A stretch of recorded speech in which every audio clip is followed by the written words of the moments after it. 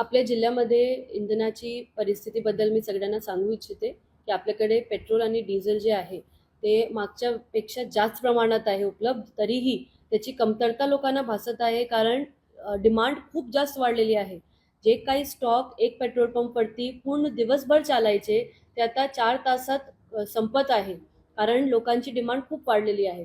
तर मी लोकांना आवाहन करू इच्छिते की आपल्याकडे स्टॉकमध्ये कुठल्याही प्रकारची कमतरता नाही आहे. डिमांड वाढल्यामुळे सप्लाय आणि डिमांडचा एक मिसमॅच झालेला आहे. त्याच्यामुळे एक आर्टिफिशियल गॅप, सप्लाय गॅप सारखा दिसत आहे, पण तसा नाही आहे. ते तुम्हाला थोडासा अजून मी एक्सप्लेन करते.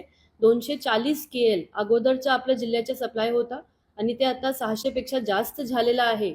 तरीही आपल्याला पेट्रोल पंपवरती कमतरता दिसते. तर मी आवाहन असा करते नागरिकांना की जेवढं गरज असेल तेवढाच तुम्ही डिझेल आणि पेट्रोल आता वापरा.